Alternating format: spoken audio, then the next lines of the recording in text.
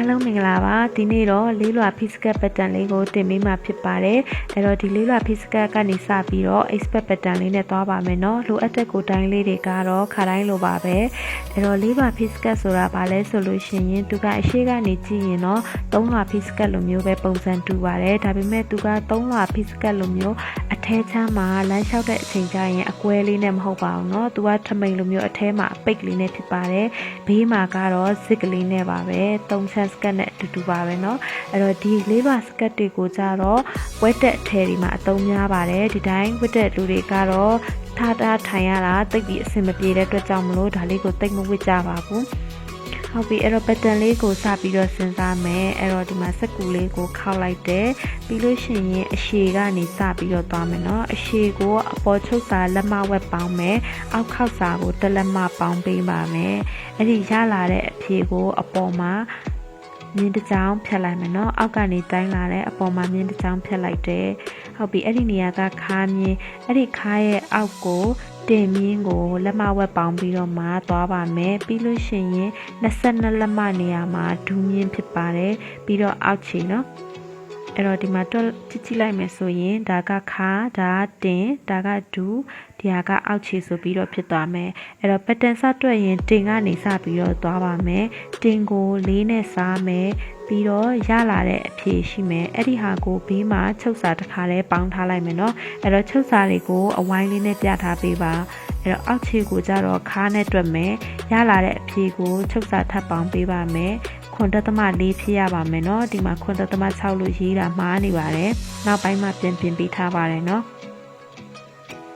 ဟုတ်ပြီအဲ့ဒါကိုတစ်ပေါင်းတဲ့ဟာကိုဒူးနာလေးမှာသွားထည့်မယ်သူ့ပုံသေးနီးတိုင်းမယ်เนาะဟုတ်ပြီပြီးတော့တင်ကကြတော့တစ်ခါတစ်နှုတ်မယ်ရလာတဲ့အဖြေကိုခါမှာသွားပြီးတော့မှတ်ပေးမယ်အဲ့ဒီအမှတ်လေးတွေကိုဆက်ပေးပါမယ်ဆက်တဲ့အချိန်ကြလို့ရှိရင်လည်းတင်ပေးနာမှာမြင်းဖြောင်းတစ်ကြောင်းထောင်ပြီးတော့မှပေါ်တစ်ခွဲအောက်တစ်ခွဲမှတ်ပြီးတော့မှဆက်ပေးပါမယ်เนาะပြီးတော့မှ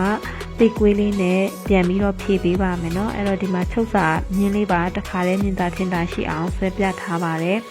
အခုဒေါက်တက်ပုံလေးကိုပြပေးမယ်အဲ့တော့ဒေါက်တက်ပုံကတော့သူ့ရဲ့ပုံသေးလေးတိုင်းပဲခါးထဲကနေအောက်ခြေကိုနှုတ်ရမှာဖြစ်ပါတယ်เนาะဒေါက်ကဟာချက်လေးထွက်လာပါမယ်အဲ့တော့8.6နှုတ်9.4ပါဟုတ်ပြီနော်9.4အဲ့တော့တောက်ရဲ့ခြားနာချက်ဟာ1.2ဖြစ်တယ်အဲ့မှာတောက်ကို2မျိုးထိုးလို့ရမယ်နော်1.2တောက်တစ်ခုသို့မဟုတ်6စိတ်တောက်2ခုเนาะဒီနေရာမှာတော့ပုံထွက်လေးကိုပို့ပြီးတော့မှလှစေခြင်းတဲ့အတွက်ကြောင့်မလို့6စိတ်တောက်2ခုထိုးပါတယ်အဲ့တော့ခါးနာလေးကိုနည်းနည်းလေးစားပေးလိုက်မယ်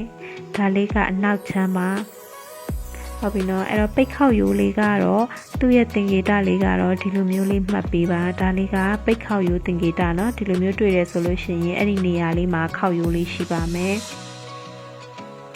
ဟုတ်ပြီအခုဒါလေးတွေကတော့ခါတင်တူအောက်ခြေရထားတဲ့အဖြေလေးတွေပါနော်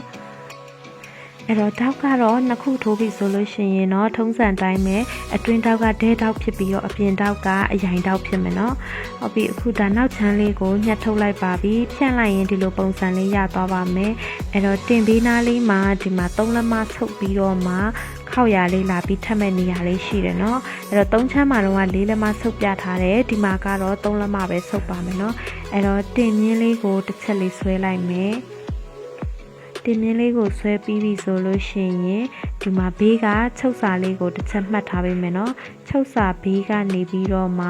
3လက်မဆုပ်ပေးပါမယ်အဲ့တော့ဒီဘက်ကကျတော့အတွင်းခောက်ရိုးကြမဲ့နေရာကိုကျတော့2လက်မဆုပ်ပေးပါမယ်နော်